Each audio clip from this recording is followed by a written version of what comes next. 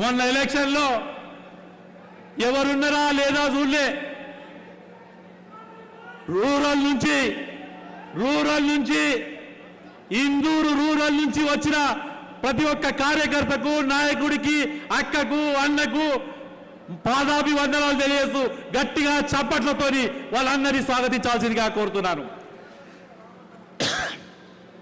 నేను పసుపు పట్టించలేదు, కానీ నాది ఇందూరు, నాది పసుపు గడ్డ అని చెప్పే కాషాయ అడ్డ ఇందూరు పట్టణం నుంచి వచ్చిన వేలాదిగా తల్లి వచ్చిన ప్రతి ఒక్క నాయకుడికి, కార్యకర్తకు, మహిళకు, అన్నకు, అక్కకు గట్టిగా చప్పట్లతోని ఇందూరు నుంచి వచ్చిన వాళ్ళందరికీ స్వాగతం చెప్పాల్సిందే ఉంటాం. చివరగా కానీ ఎంతో ఆశతోని బోధన్ చక్కెర ఫ్యాక్టరీ నుంచి కావాలని కేసీఆర్ మాటిచ్చిండు, కవితను గెలిపించుకున్నాం, 100 రోజులు వస్తుందన్నారు, కానీ రాలే. ఇవాళ వాళ్ళు ఆశతోని అరవింద్ వైపు చూసుకుంటా బోధన్ నుంచి వచ్చిన, ఒకప్పుడు బోధన్ అంటే వ్యవసాయానికి మారుపేరు, ఇప్పుడు బోధన్ అంటే దుబ్బలు సబ్బలు అనే పరిస్థితికి వచ్చింది. కాబట్టి బోధన్ నుంచి వచ్చిన ప్రతి ఒక్క నాయకుడికి, కార్యకర్తకు, అక్కకు, అన్నకు 2 చేతుల దండం చేస్తూ మీ అందరూ చప్పట్లతోని వాళ్ళని స్వాగతించాల్సిందిగా కోరుతున్నాను. గట్టిగా అన్న.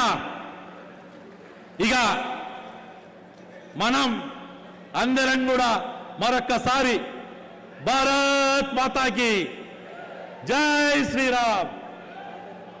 దయచేసి కళాకారులు ఒక మంచి పాట అందుకొని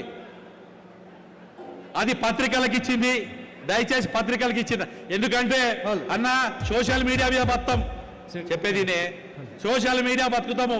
ఆ సోషల్ మీడియా పత్రిక వాళ్ళందరూ కూడా ఉన్నారు కాబట్టి దయచేసి పత్రికలు ఇచ్చిన దాంట్లో వేరే వాళ్ళు పోవద్దని విజ్ఞప్తి చేస్తున్నాను.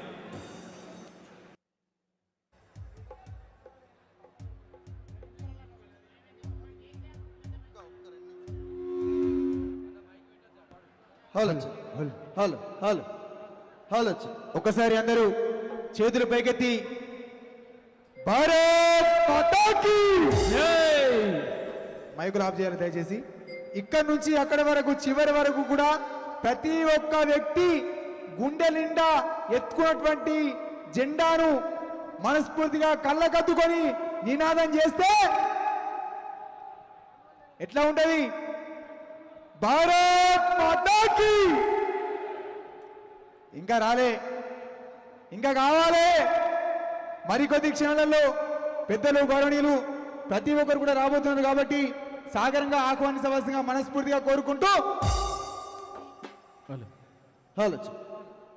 యుద్ధం పుట్టిన నేల మీద పొద్దు ఒడిసెనో, ఆ పొద్దు పొడుపు మోముల్లో, ఆ పొద్దు పొడుపు మోముల్లో అరవిందన్న గదిలెనో. పచ్చ పచ్చని ప్రకృతమ్మ పరవశించిపోయెనో, పచ్చ పచ్చని ప్రకృతమ్మ పరవశించిపోయెనో. పాపల పసి పాపల ఉయ్యాలలు పకది